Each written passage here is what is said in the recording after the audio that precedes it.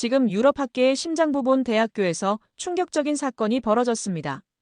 30년간 97% 정확도를 자랑하던 세계 예측 모델이 공식 폐기 선언을 받았습니다.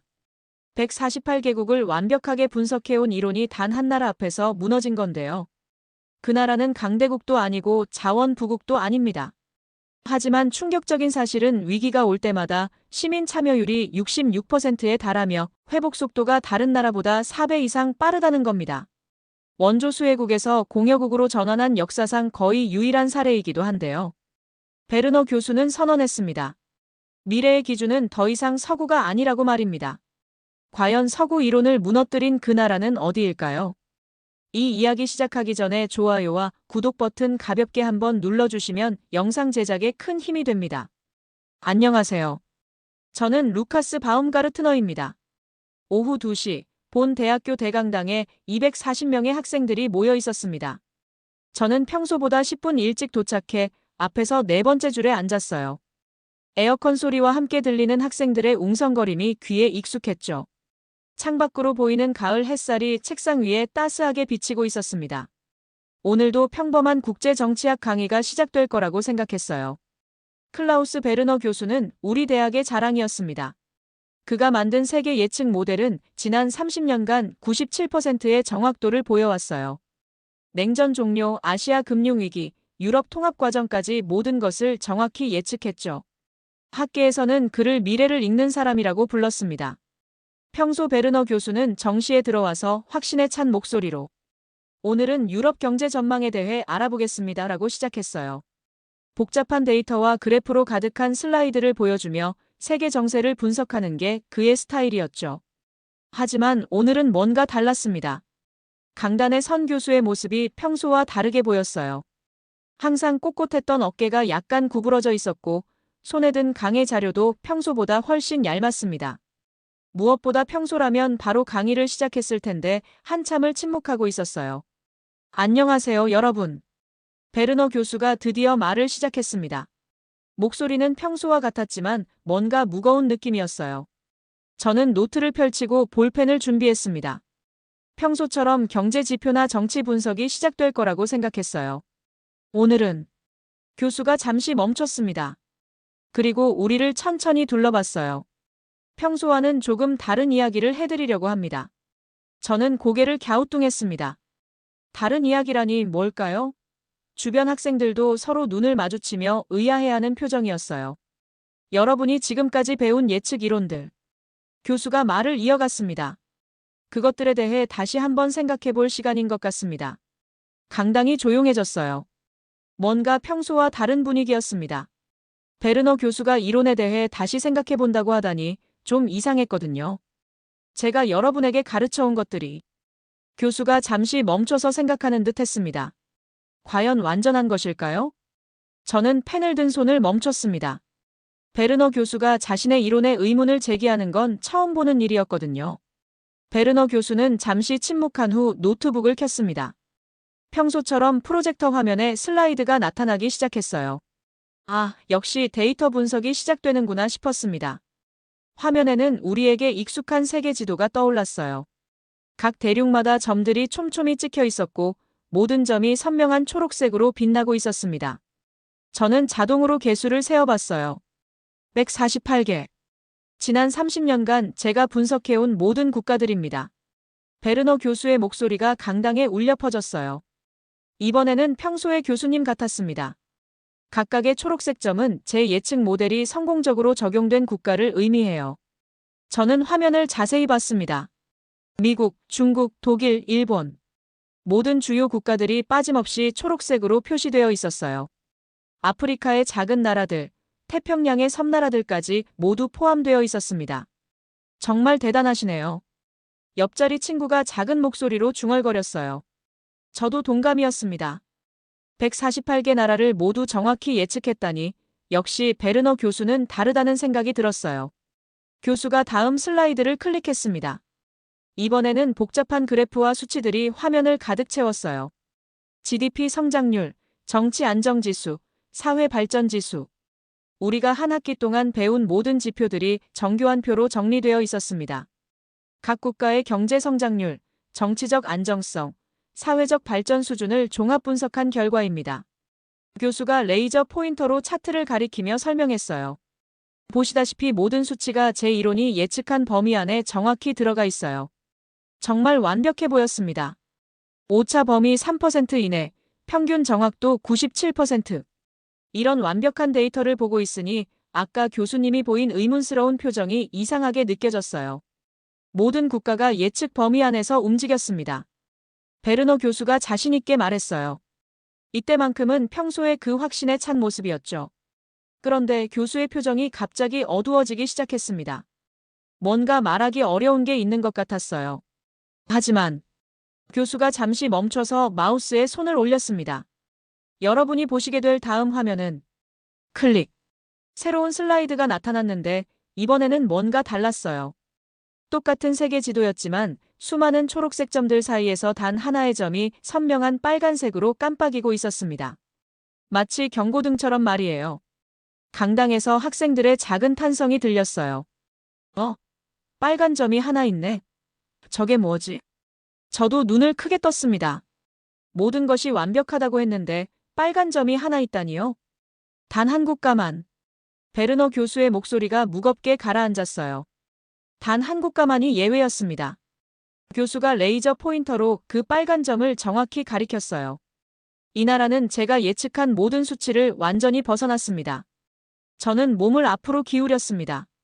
도대체 어떤 나라가 베르너 교수의 완벽한 시스템에서 벗어난 걸까요? 그때 뒷자리에서 나카무라 아야가 손을 들었어요. 일본에서 온 교환학생으로 항상 날카로운 질문을 하는 학생이었죠.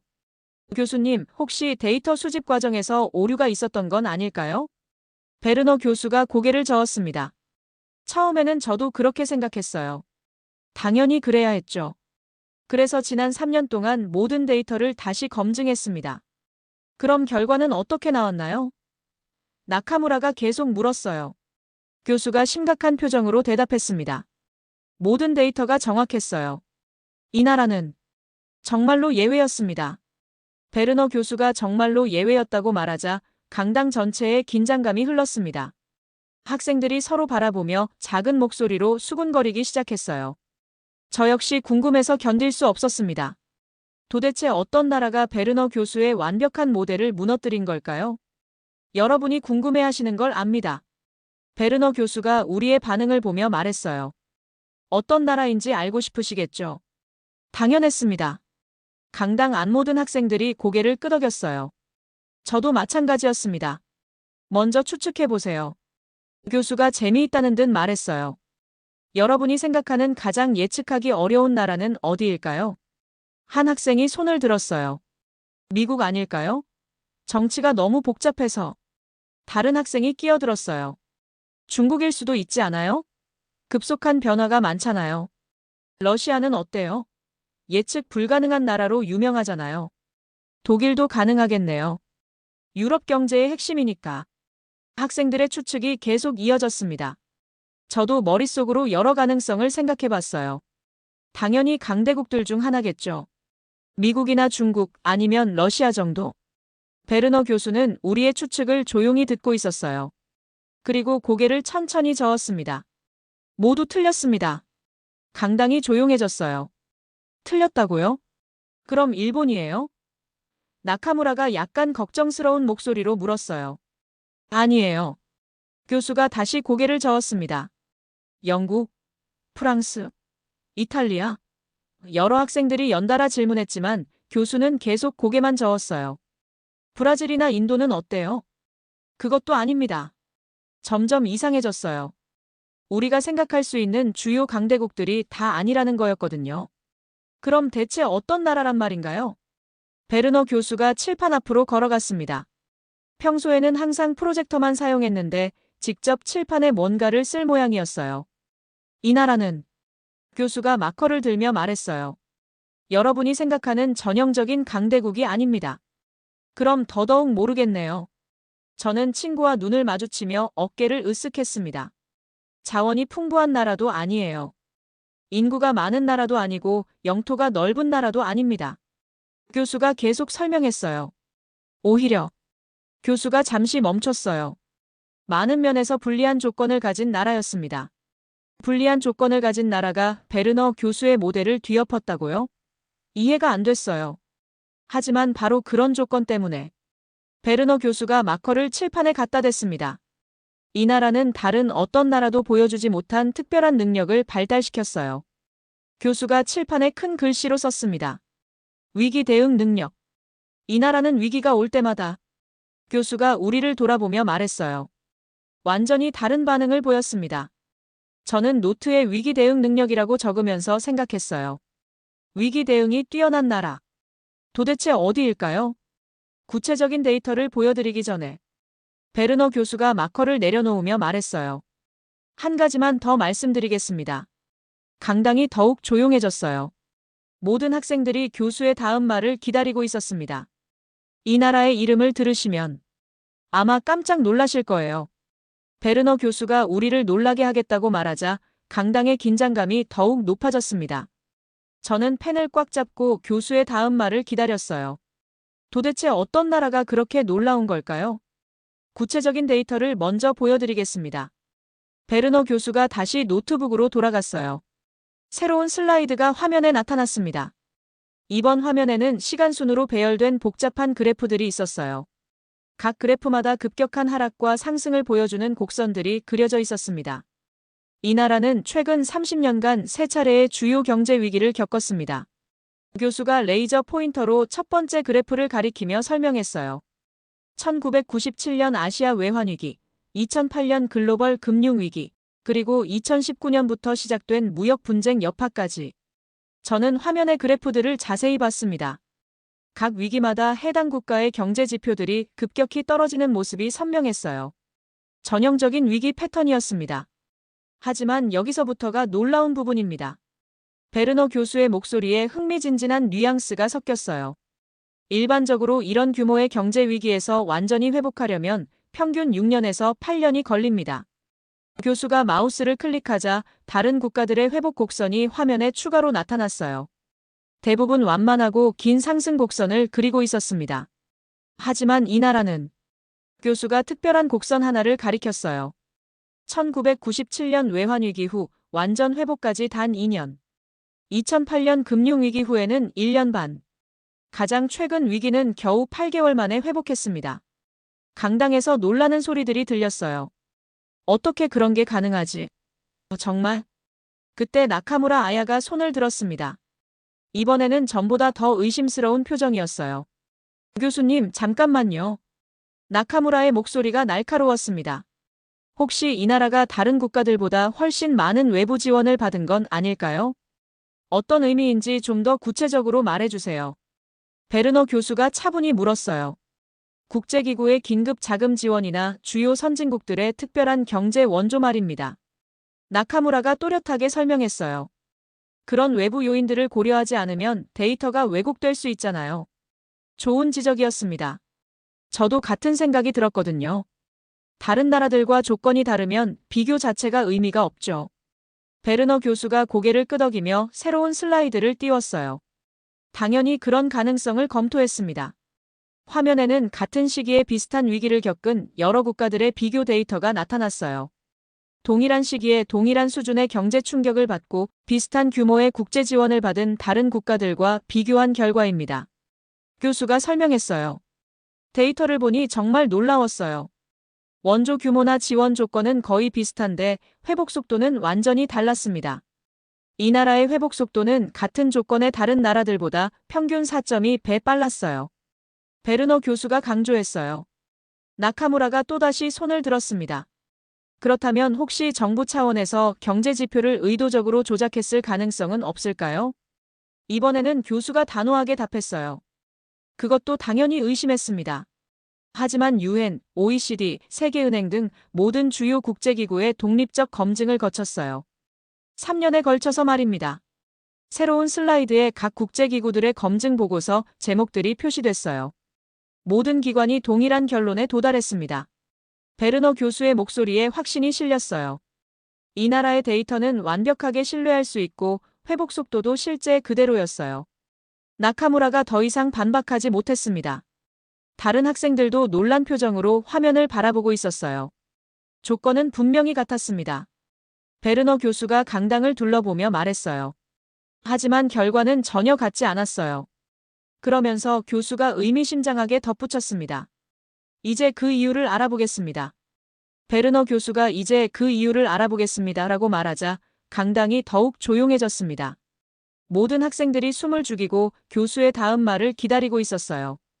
저도 펜을 꽉 잡고 집중했습니다. 핵심은 바로 이것입니다. 베르너 교수가 칠판 앞으로 걸어가며 마커를 들었어요. 칠판에 큰 글씨로 시민 참여율이라고 썼습니다. 일반적으로 국가가 경제 위기에 직면했을 때 정부가 주도적으로 대응합니다. 교수가 설명을 시작했어요. 각종 정책을 발표하고 예산을 투입하고 제도를 바꿔가며 위기를 극복하려고 하죠. 저는 고개를 끄덕였습니다. 우리가 배운 일반적인 위기 대응 이론이었거든요. 하지만 이 나라는 완전히 달랐습니다. 베르너 교수가 새로운 슬라이드를 띄웠어요.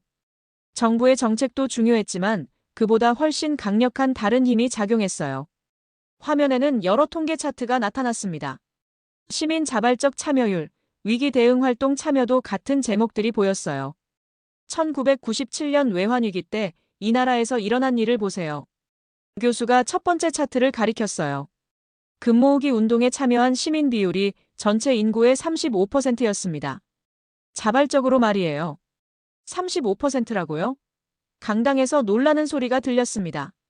정말? 그런 게 가능해? 2008년 글로벌 금융위기 때는 어떨까요? 교수가 다음 차트를 보여줬어요. 내수 진작 운동, 소비 늘리기 캠페인, 수출 기업 돕기 등등. 이런 활동에 참여한 시민 비율이 평균 42%였어요. 정말 놀라운 수치였습니다. 저는 친구와 눈을 마주쳤어요.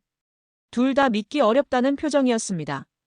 그리고 가장 최근의 위기에서는 베르너 교수가 잠시 멈췄다가 충격적인 수치를 발표했어요.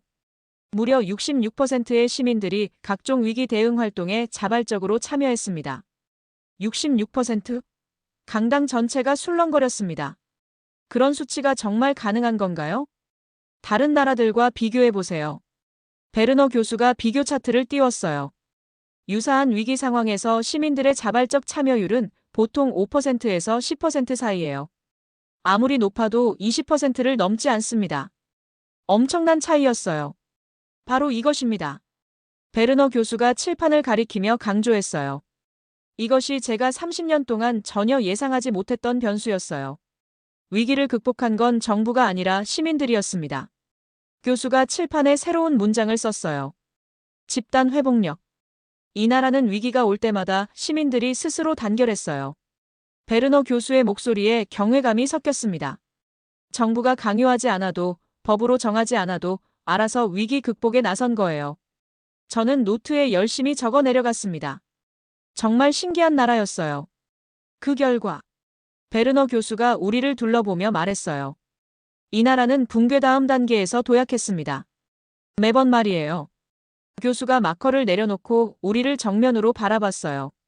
이제 그 나라의 이름을 말씀드리겠습니다. 강당이 완전히 조용해졌습니다. 모든 학생들이 교수의 다음 말을 기다리고 있었어요. 베르너 교수는 천천히 칠판으로 돌아가서 마커를 집어들었습니다. 그리고 또박또박 글씨를 써내려갔어요. 대한민국. 저는 잠시 숨이 멎는 것 같았습니다. 한국이라고요? 제30년 예측 모델을 완전히 뒤바꾼 국가는. 베르너 교수가 마커를 내려놓고 우리를 돌아봤어요. 바로 대한민국입니다. 강당 전체가 충격에 빠졌습니다. 정말? 한국이? 믿을 수 없어. 라는 소리가 여기저기서 들렸어요. 저 역시 완전히 당황했습니다. 한국. 그 작은 아시아 나라가 세계 최고 수준의 예측 모델을 무너뜨렸다고요? 한국이라는 발표 후 강당은 한동안 혼란 상태였습니다. 학생들이 서로 얼굴을 마주보며 흥분한 목소리로 이야기하기 시작했어요. 한국이라고? 정말 믿을 수 없어. 어떻게 그런 일이? 저 역시 머릿속이 복잡했습니다. 한국에 대해 제가 알고 있던 것들을 떠올려 봤어요. 분단된 나라, 인구 5천만 명 정도, 삼성이나 LG 같은 기업들. 평범해 보이는 나라였는데 그런 놀라운 일들이 있었다니요. 베르너 교수가 손을 들어 정숙을 요청했습니다. 강당이 다시 조용해졌어요. 여러분의 놀라움을 이해합니다. 교수가 말했어요. 하지만 구체적인 사례들을 들으시면 더 이해하게 될 거예요. 새로운 슬라이드가 나타났습니다. 1997년 마이너스 금모으기 운동이라는 제목이 보였어요. 1997년 외환위기 당시 대한민국은 국가 파산 직전까지 갔습니다. 베르너 교수가 설명을 시작했어요. 외화가 바닥났거든요. 그런데 이때 정말 놀라운 일이 일어났어요. 교수가 다음 데이터를 가리켰습니다. 시민들이 자발적으로 집에 있던 금을 내놓기 시작한 거예요. 결혼 반지, 목걸이, 금리까지 말이에요. 정부가 강요한 것도 아니었어요. 총 참여자 수가 350만 명. 모인 금이 23톤. 베르너 교수의 목소리에 감탄이 섞였어요. 이런 규모의 자발적 참여는 현대사에서 찾기 어려운 일이었습니다. 저는 깜짝 놀랐습니다. 시민들이 자발적으로 금을 모았다고요? 그것도 350만 명이나. 하지만 더 놀라운 건 교수가 계속했어요. 이것이 일회성이 아니었다는 점이에요. 새로운 슬라이드가 나타났어요. 2008년 마이너스 글로벌 금융위기 편이었습니다. 2008년 리먼 브라더스 사태로 전 세계가 경제 충격에 빠졌을 때요. 교수가 설명했어요. 한국 시민들은 또 다른 놀라운 행동을 보였어요. 평소보다 더 많이 소비하기 시작한 거예요. 일반적으로 경제가 어려우면 사람들은 소비를 줄입니다. 베르너 교수가 말했어요. 당연한 반응이죠. 하지만 한국 사람들은 반대로 했어요. 내가 소비를 해야 경제가 산다는 생각으로요. 정말 신기했습니다. 경제가 어려울 때 오히려 더 소비한다고요? 신용카드 사용이 평소보다 30% 늘었어요. 교수가 구체적인 수치를 보여줬어요. 외식, 쇼핑, 여행. 모든 분야에서 소비가 증가했습니다. 정부가 인센티브를 준 것도 아니에요. 순전히 자발적으로요. 저는 노트에 열심히 적어 내려갔습니다. 정말 믿기 어려운 이야기들이었어요. 그리고 가장 최근의 사례. 베르너 교수가 마지막 슬라이드를 띄웠어요. 2020년 마이너스 코로나 위기. 작년부터 시작된 코로나 팬데믹에서 한국이 보인 모습은 교수가 말을 이었어요. 정말 경이로웠습니다. 화면에는 여러 통계가 나타났어요. 마스크 착용률, 거리두기 준수율, 자가격리 준수율. 정부가 강제하지 않았는데도 마스크 착용률이 98%였어요. 베르너 교수가 설명했어요. 자발적 거리두기 참여율이 88%, 불필요한 모임 자제율이 92%. 나카무라가 놀란 목소리로 물었어요. 정말 강제하지 않았는데도요? 네, 권고 수준이었어요. 베르너 교수가 답했어요. 하지만 시민들이 스스로 지켰습니다. 그러면서 교수가 비교 데이터를 보여줬어요. 같은 시기 다른 선진국들의 방역 수칙 준수율은 평균 50% 정도였어요. 강제 조치를 취한 나라들도 말이에요. 정말 놀라운 차이였습니다. 이런 일들이 왜 한국에서만 일어날까요? 한 학생이 질문했어요. 베르너 교수가 칠판에 새로운 단어를 썼습니다. 집단 생존 본능. 이 나라는 오랜 역사 동안 끊임없는 외침을 겪었어요. 교수가 설명했어요.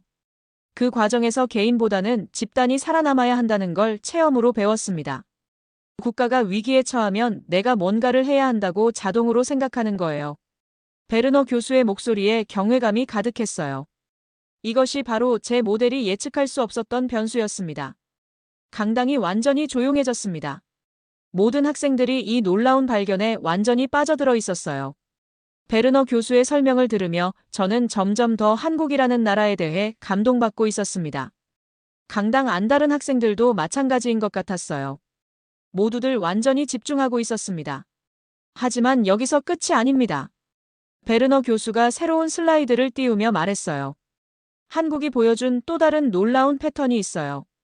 화면에 나타난 제목은 받은 나라에서 주는 나라로였어요. 대한민국은 1950년부터 1990년까지 약 40년간 국제사회의 도움을 받았습니다. 교수가 설명을 시작했어요.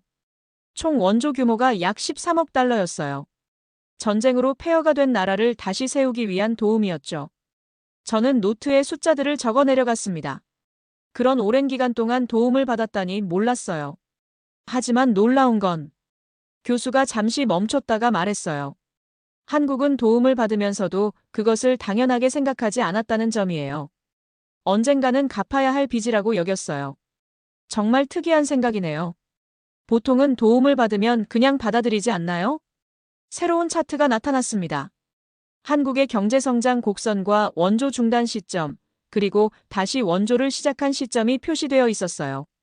1990년 한국은 공식적으로 원조 받기를 중단했어요. 베르너 교수가 말했어요. 하지만 놀라운 건 그 다음이었습니다. 단 10년 후인 2000년부터 이번에는 다른 나라들을 돕기 시작했거든요. 저는 눈을 크게 떴습니다. 도움을 받던 나라가 이번에는 다른 나라를 도왔다고요? 원조를 받던 나라에서 원조를 주는 나라로의 전환. 교수가 강조했어요. 이런 사례가 역사상 몇 개나 있을까요? 한 학생이 손을 들었어요. 독일이나 일본도 비슷하지 않나요? 좋은 질문이에요. 베르너 교수가 답했어요. 하지만 독일과 일본은 원래 발달한 나라들이 전쟁으로 일시적 타격을 받은 경우였어요. 한국은 완전히 달라요. 농업 중심 사회에서 시작해서 선진국까지 올라간 거의 유일한 케이스거든요. 정말 놀라웠어요. 그런 발전이 가능한 건가요? 새로운 슬라이드에는 더욱 인상적인 데이터가 표시됐어요. 2010년 한국은 OECD 개발원조위원회 정식 회원이 되었습니다. 교수가 설명했어요. 원조를 받던 나라에서 원조를 주는 나라들의 모임에 가입한 거죠. 하지만 더욱 특별한 건 교수가 다음 데이터를 가리켰어요. 한국이 어떤 방식으로 다른 나라를 돕는지예요. 화면에는 한국의 개발 원조 특징들이 나열되어 있었어요. 경험 공유, 기술 전수, 교육 중심, 함께 성장하는 모델 등등. 대부분의 부자 나라들은 돈이나 물건을 주는 방식으로 도와줍니다. 교수가 설명했어요. 하지만 한국은 다르게 접근해요. 우리가 어떻게 발전했는지 그 경험과 방법을 나누는데 집중하거든요. 아프리카의 농업 기술을 가르치고 동남아시아의 IT 교육을 하고 남미의 새마을 운동을 전파하고. 베르너 교수가 구체적인 사례들을 나열했어요. 단순히 돈을 주는 게 아니라 함께 잘 살 수 있는 방법을 알려주는 거죠. 정말 멋진 철학이라고 생각했어요. 그리고 가장 인상적인 점은 교수가 마지막 데이터를 보여줬어요. 한국 국민들이 이런 대외 원조에 대해 어떻게 생각하는지예요. 화면에 여론조사 결과가 나타났어요. 대외 원조 확대 찬성 78%. 나카무라가 놀라며 물었어요. 경제가 어려운 상황에서도요? 네, 그래요. 베르너 교수가 답했어요. 보통은 경제가 힘들면 우리 문제부터 해결하자고 하잖아요. 하지만 한국 사람들은 우리를 도와준 사람들에게 갚아야 한다고 생각해요. 베르너 교수가 칠판에 새로운 문장을 썼어요. 은혜를 잊지 않는 문화. 개인적으로든 국가적으로든 도움을 받으면 그걸 기억해요. 교수가 설명했어요. 그리고 여유가 생겼을 때 반드시 갚으려고 합니다. 이런 문화가 국가 차원에서도 나타나는 거죠. 정말 감동적이었어요. 이런 나라가 또 있을까 싶었습니다. 도움을 받을 때는 언젠가 갚겠다고 다짐하고 실제로 능력이 생기면 다른 나라를 돕기 시작하는 베르너 교수의 목소리에 감탄이 섞였어요. 이것이야말로 진정한 성숙한 국가의 모습이 아닐까요? 강당이 조용해졌습니다. 모든 학생들이 한국에 대한 새로운 인상을 받고 있는 것 같았어요.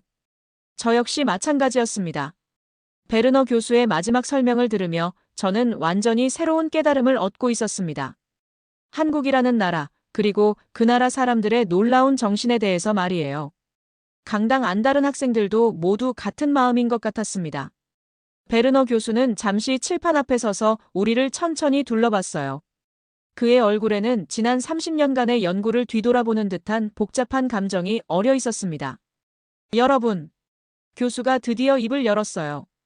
오늘 저는 제 인생에서 가장 중요한 발견을 여러분과 나눴습니다. 교수는 마지막 슬라이드를 띄웠어요. 제목은 새로운 국가 발전 기준의 필요성이었습니다. 지난 30년 동안 저는 서구의 잣대로 세상을 분석해왔어요. 베르너 교수가 솔직하게 말했어요. 경제지표, 정치제도, 사회구조. 모든 것을 유럽이나 미국의 기준에 맞춰서 평가했죠. 하지만 한국을 분석하면서 깨달았습니다. 교수의 목소리에 확신이 담겼어요. 세상에는 우리의 기준으로는 설명할 수 없는 완전히 다른 발전 모델이 있다는 것을요. 베르너 교수가 칠판에 큰 글씨로 썼습니다. 시민이 이끄는 발전 모델. 기존의 모델은 정부나 제도가 위에서 이끄는 방식이었어요. 교수가 설명했어요. 하지만 한국이 보여준 것은 시민들이 아래서부터 나라를 발전시키는 방식이었습니다. 위기가 오면 정부보다 시민들이 먼저 움직이고, 경제가 어려우면 개인보다 나라를 생각하고, 도움을 받으면 절대 잊지 않고 나중에 갚으려고 하는. 베르너 교수의 목소리가 점점 열정적으로 변했어요. 이런 발전 방식을 기존의 서구 이론으로는 예측할 수 없었어요. 교수가 강당을 둘러보며 말했어요. 왜냐하면 개인의 이익을 최우선으로 한다는 기본 가정부터 맞지 않았거든요. 한 학생이 손을 들었어요. 그렇다면 교수님의 새로운 이론은 어떤 모습일까요? 베르너 교수가 미소를 지었습니다. 바로 그것이 앞으로 우리 모두가 연구해야 할 과제예요. 교수가 새로운 단어들을 칠판에 써내려가기 시작했어요.